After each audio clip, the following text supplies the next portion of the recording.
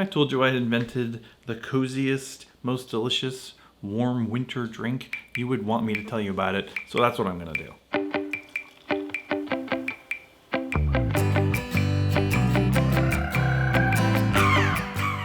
If you're a loyal viewer of this channel, you already know about Amaro Latte, but I thought I would just remind everyone and let new folks in on our little secret. Now, Amaro Lattes are very simple, but they do require one bit of equipment, and that is a milk frother.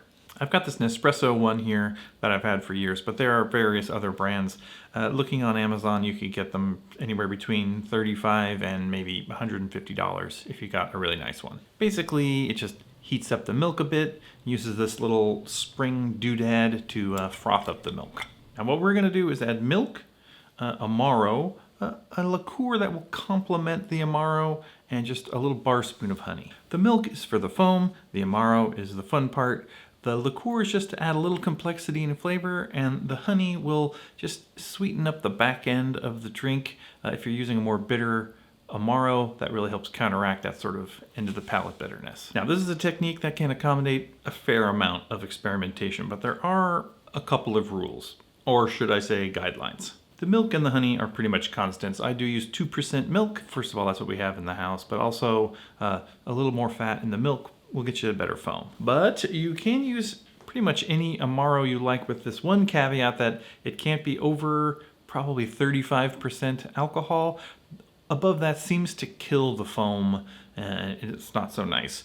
So you are tempted, of course, to put Fernet in this, but Fernet at 40%, it just pretty much doesn't work. Brancamenta, however, now we're talking. Now the second caveat is that wine-based products are too acidic and they curdle the milk and they won't foam up at all. So no vermouths, no wine, obviously, no port, no sherry.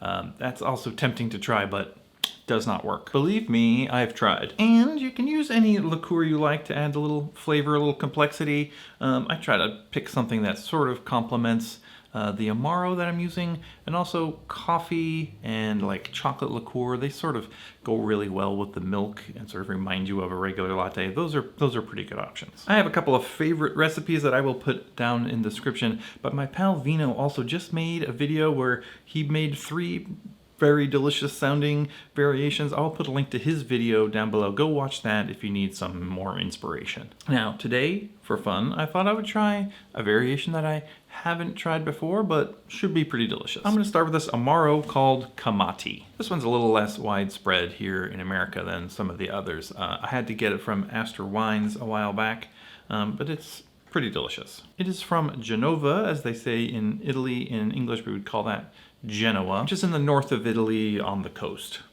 It is 20% alcohol, so well under our 40% limit. And let's just give it a taste real quick. Got that nice caramely aroma. A lot of sort of menthol, minty notes. Not super bitter, not a super bitter finish. Sort of a little bit sweeter finish, but up front, very minty, very mentholy. A little simple, but delicious. Those menthol notes should heat up nicely. Now, in addition to the usual milk and honey, I'm also gonna add a 1/4 ounce of apricot liqueur. I've never tried apricot in these before, so I thought that would be fun to try. Sounds like fun, let's mix it up.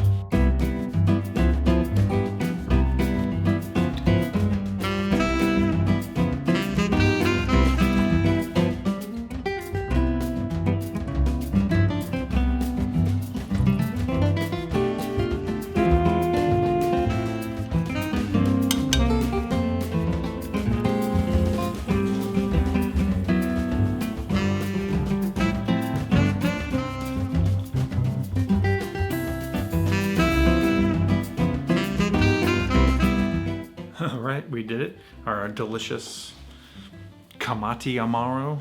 Let's give it a try. The apricot's lending a nice nuttiness to it. It's almost like a graham cracker or like a hazelnut or something. Delicious. The foam is a wonderful texture. Warm and cozy. There's nothing beats Amaro Latte, let me tell you.